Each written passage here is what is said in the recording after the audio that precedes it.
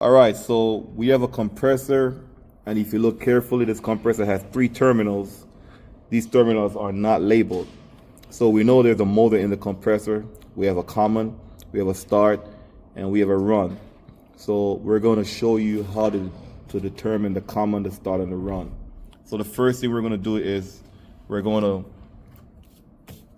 draw those terminals on a sheet of paper like this, and we're going to call this one the common. So right now we have to determine if this is the start, this is the run, or vice versa. So what we're going to do is we're going to make some checks. So the first thing, we're going to check from this terminal to this terminal, and we're going to write the reading down. So this one will be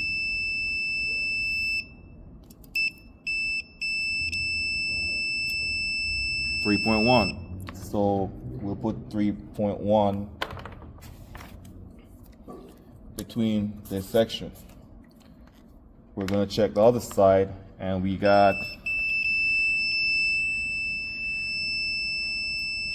6.2. And we put 6.2, and again, this is approximation. And we're going to check the 2 top ones just to verify something, and we got about 10, 9.9, 10 somewhere. Let's call it 10, right? So if you look at this, you'll notice that between here and here we have 3.1. Between here and here we have 6.2.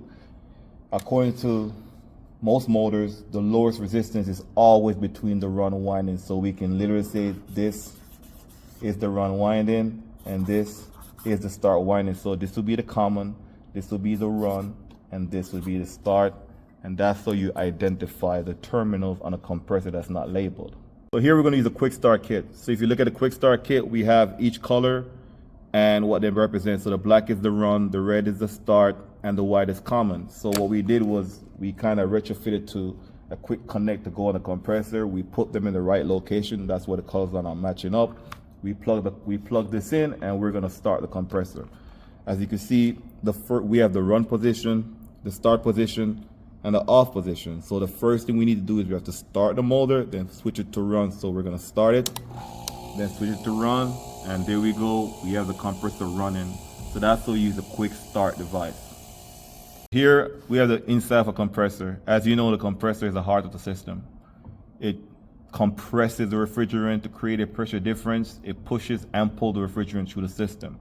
This one is a piston type compressor that will create the pressure different, and it's operated by the motor that's inside there. So what we're going to do is we're going to hook up the hard start or the quick start kit so we can see the operation of the compressor.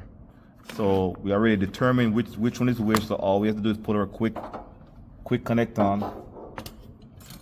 Again, we're going to start the motor first, then leave it and run.